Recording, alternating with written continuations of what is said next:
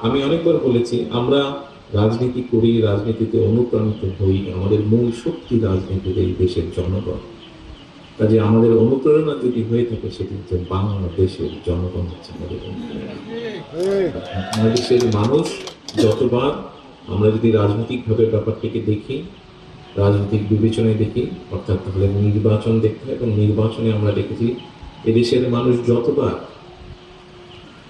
সুযোগ পেয়েছে স্বাধীনভাবে ভোট দেওয়ার, তারা বিএনপির পক্ষেই রায় দিয়েছে। কাজে এটাই প্রমাণ করে যে এই বাংলাদেশের মানুষই হচ্ছে বিএনপির আস্থার প্রতীক বা পরিপূরক। এখন বিষয় হচ্ছে যে যেহেতু আজকে এখানে আমরা অনেকে উপস্থিত আছি,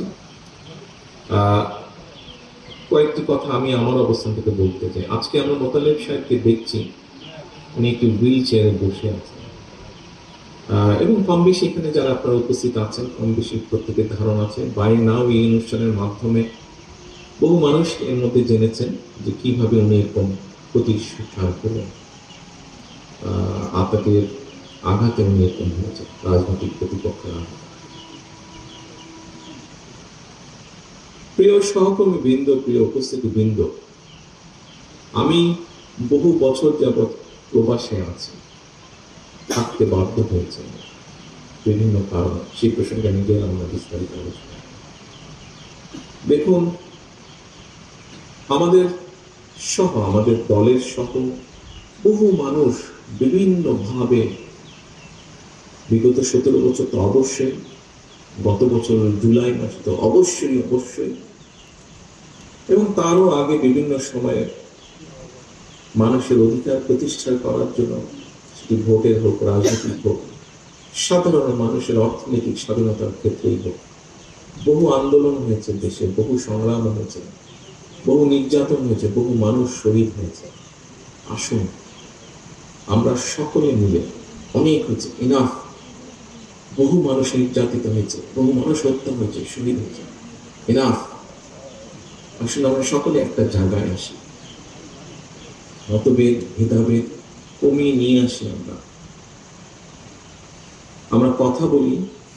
বিভিন্ন রাজনৈতিক দল আছে, তাদের বিভিন্ন আদর্শ থাকতেই পারে, সেটাই থাকাটা স্বাভাবিক।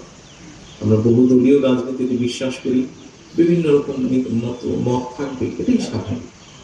পৃথিবীতে সব গণতান্ত্রিক দেশই আছে। বাট আসুন আমরা সেই ঝগড়া ফেসাদ থেকে কিছুটা হলেও দূরে সরে আসি। এসে আজকে এখানে মোতালেব সাহেব ওনার সন্তানদের দেখিয়ে যে বলছিলেন যেই কথাটি, এরকম সন্তানের সংখ্যা সারা বাংলাদেশে আরো লক্ষ কোটি আছে। আমরা একটি বলেছি যে আগামী দিনে আমরা চাই মেধার ভিত্তিতে এই জাতিকে গড়ে তুলতে, দেশকে গড়ে তুলতে। ঠিক একই স্বাভাবিকভাবে মেধা যেখানে থাকবে, কম্পিটিশন থাকবে। আজকের তরুণ আগামী দিনের ভবিষ্যৎ, তাদের মধ্যে কম্পিটিশন থাকবে।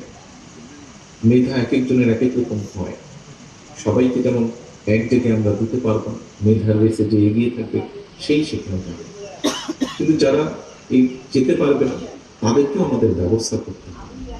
আমরা সেই লক্ষ্যেই আগামী দিনে বাংলাদেশের লক্ষ কোটি তরুণ যারা আছে, নারী পুরুষ যারা আছে, প্রত্যেকে যাতে মিনিমাম ভাবে বেঁচে থাকার যুদ্ধে টিকে থাকতে পারে, সেইভাবে আমরা পরিকল্পনা গ্রহণ করছি। যাতে মোতালেব সাহেবের পরিবারে যেমন সন্তানরা এখনো সকলের ব্যবস্থা করতে পারেন, কিন্তু ভবিষ্যতে যাতে এই সন্তানেরা কোনো না কোনোভাবে নিজের সৎ পথে উপার্জনের ব্যবস্থা করে নিতে পারে, আমরা আমাদের পরিকল্পনাগুলোকে সেভাবে সাজাতে চাচ্ছি। একজন রাজনৈতিক কর্মী হিসাবে আমি যেরকম আমার দলের পরিকল্পনা তৈরি করতে, কিভাবে আগামী দিনের তরুণ প্রজন্মকে বিভিন্নভাবে কর্মসংস্থানের ব্যবস্থা করব, আমি যেমন আমার দলের রাজনৈতিক কর্মী হিসাবে পরিকল্পনা করছি, তৈরি করছি, কিভাবে আগামী দিনে একটু আগে রিজভি যেটা বললেন, লক্ষ লক্ষ মানুষ এই দেশের হাসপাতালের মেঝেতে শুয়ে থাকে, যাতে এইটিকে ধীরে ধীরে এই চিত্রের পরিবর্তন করা যায়। মানুষের কাছে যাতে মিনিমাম হলো একটু ভালো চিকিৎসা ব্যবস্থা পৌঁছে দেওয়া যায় সেই পরিকল্পনা গ্রহণ করছে। বাংলাদেশ কৃষি নির্ভর দেশ, লক্ষ কোটি কৃষক বিভিন্ন সময় বিভিন্ন প্রাকৃতিক দুর্যোগ সহ বিভিন্ন সমস্যার ভিতর দিয়ে তাদেরকে দেখি, তারপরেও তারা হাল ছেড়ে দেন। তারা মাঠে আছেন, কৃষিকাজ করছে বলেনি বাংলাদেশের 20 কোটি মানুষ খেয়ে পড়ে বেঁচে আছে। এই কৃষকদের পাশে কিভাবে দাঁড়ানো যায়? বাংলাদেশের গ্রামে গঞ্জে লক্ষ কোটি মা বোনেরা,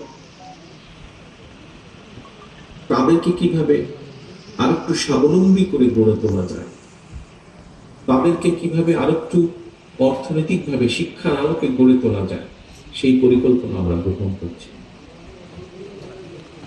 প্রিয় সহকর্মীবৃন্দ, প্রিয় উপস্থিতিবৃন্দ, আসুন, অনেক হয়েছে আন্দোলন, অনেক হয়েছে স্লোগান, অনেক হয়েছে মিছিল, অনেক হয়েছে মিটিং। এবার আসুন আমরা কম্পিটিশন করি দেশের মানুষের যে মৌলিক সমস্যাগুলো আছে, যা প্রতিদিন আমাকে, আপনাকে, প্রত্যেকটা মানুষকে যা ছুঁয়ে যায় জীবন যুদ্ধে বেঁচে থাকার জন্য, সেই সমস্যাগুলো কতটুকু একটু একটু করে কতটুকু আমরা কমিয়ে আনতে পারি, একটু একটু করে কতটুকু আমরা মানুষকে স্বস্তি দিতে পারি। আসুন আমরা কম্পিটিশন করি সেই পরিকল্পনাগুলো গ্রহণ করার জন্য। এবং শুধু গ্রহণ না, দেশের জনগণ যাদেরকে সুযোগ দিবে তারা যেন একটু একটু করে সেই পরিকল্পনাগুলো বাস্তবায়িত করতে পারে।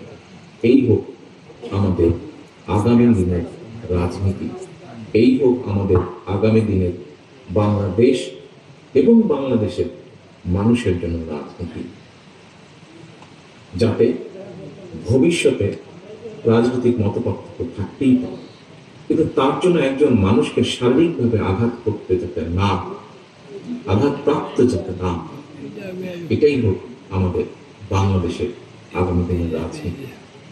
প্রিয় উপস্থিতিবৃন্দ, প্রিয় সাংবাদিক ভাইরা, আপনাদের মাধ্যমে আমি সারা বাংলাদেশে আমার দলের যত নেতাকর্মী আছেন, সারা বাংলাদেশের যত গণতান্ত্রিক মানুষ আছেন, সবার কাছে আমার এই কথাগুলো পৌঁছে দিতে চাই। পরিশেষে আমি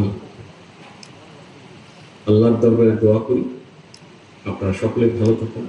মোতালি সাহেব, আপনাকে আল্লাহ যতটুকু সম্ভব সুস্থতা দান করুন।